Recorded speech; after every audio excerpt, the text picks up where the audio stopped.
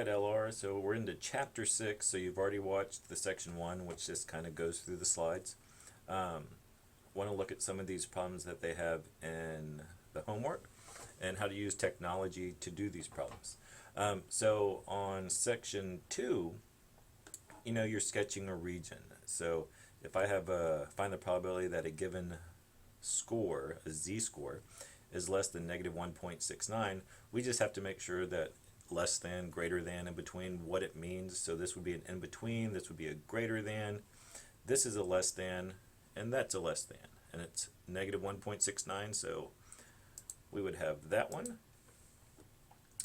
And then it may be asking us to find that probability. Now, there probably is a table in your book that you could use. I'm going to suggest that you use StatCrunch. This is going to make this chapter a lot easier, and how I would expect you to determine probabilities. So I think we've done a binomial calculator in the previous chapter, but let's look at the normal calculator.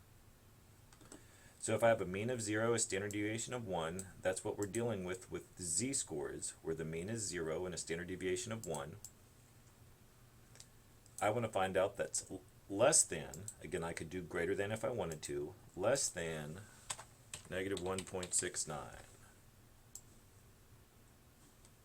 making sure that's the right number. And I hit compute. It shows me the picture and it gives me the probability, the area underneath the curve.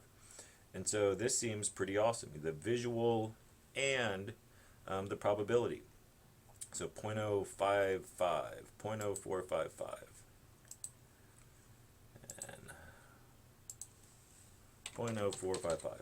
If you did it with the table, you should get the same value. Sometimes the StatCrunch is going to be more exact than a table, depending on what the z-score is. But both answers should be counted correct. Another one in this section is number 6. And it says sketch the region between negative 2.22 and negative 1.54. So if I was between, it's kind of hard to see. That one does everything to the left. Don't want that one. We just want in between. So here we have an in between. And so they probably go through some process in your book with the table to do this. But the probability, let's just go to StatCrunch. Not only does it give us to the left a less than or greater than, it also gives us between. So this is pretty awesome. 2.22 and negative 1.54.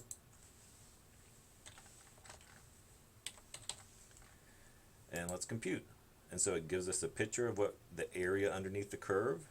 Again, this gives me the probability or the proportion of the population. The population being 100%, this says, hey, about 4.8% are going to fall within these ranges. So 0.0486. 0.0486.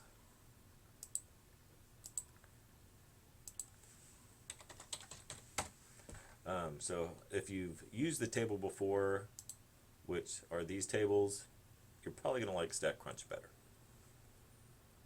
I like StatCrunch better.